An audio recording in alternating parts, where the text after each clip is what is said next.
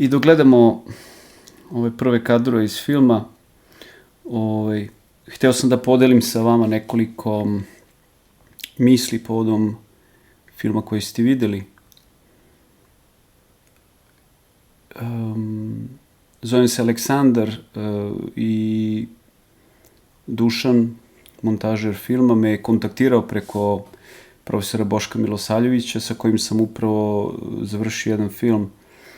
I ja sam u ovom filmu zapravo radio kolor korekcije. Kad sam prvo dobio film od Dušana, pogledao sam ga u komadu i bio sam odnesen, raznesen, zanesen. I kao što sam mu kasnije rekao, pošto Dušan me pitao za utiske kao starije kolegu, jel? Meni zaista filmske nesavršenosti, kojih svakako ima, ali su nebitne s obzirom na podvig kome prisustvujemo. I moram reći da nisam skoro video film koji je samo pozitivan. Vi znate da je film dramska umetnost i da zavisi dosta od te drame, jel? Od tih kontrasta, od borbe sa protivnicima, sa zlicama. Ovde, kao što ste videli, borba je sa samim sobom. Pobediti samog sebe. A zašto? Pa, to se čak i verbalno govori u filmu par puta, ali dati primer.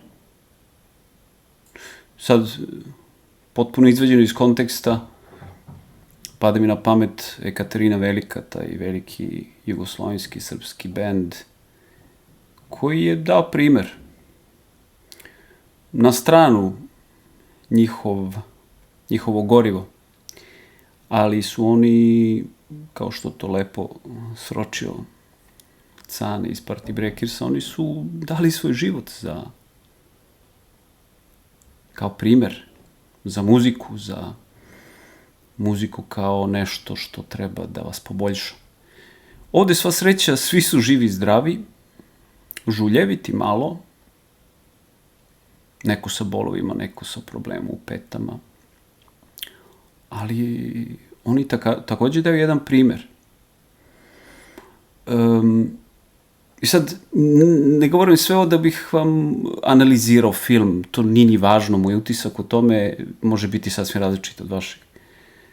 Ali takođe vidim ovo kao primer jednog filma, kao takav, kao proizvod, vidim kao još jedan primer kako se o dobrim stvarima i sa malo sredstava ili uopšte može i mora svedočiti. Jer to je negde u stvari i smisao, naročito dokumentarnog filma. Jer valjda smo čuli sve te priče, valjda smo ih videli, pročitali, prisustvovali. Igrani filmovi rade i ne rade. Evo, ja sam gledao juče ovog nesrećnog Džokera, u kome je sve super estetizovano. Film sniman na 70 mm traci. Tako sam ga i gledao, kao projektovanog sa takvog projektora.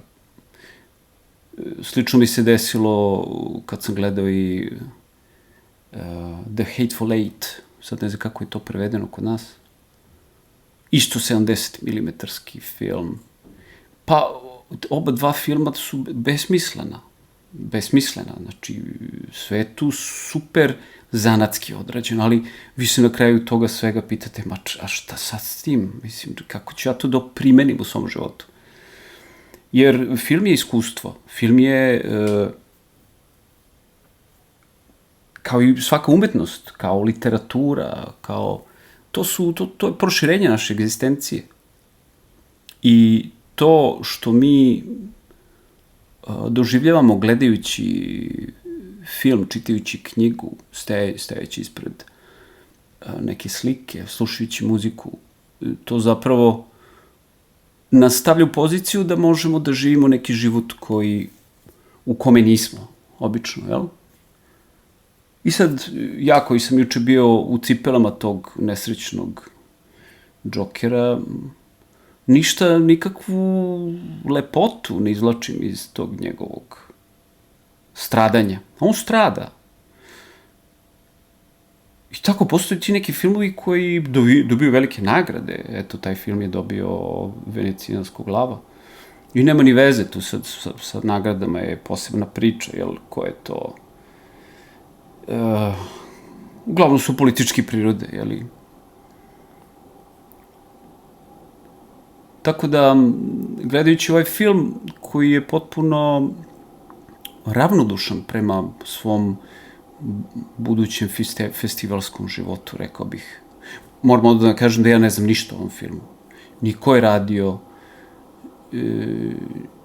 ni ko je profesionalno radio, ni ko je amaterski radio. Vidim te ljude na ekranu, poznajem preko Viber chata tog Dušana, sa kojim čak nisam ni progovorio, ali sam imao potrebu da vam kažem kako ti ljudi koji tamo negde postoje, čak i kao takvi anonimni ljudi, kakvi će vjerojatno i vama biti većini, ulivaju mi neku nadu.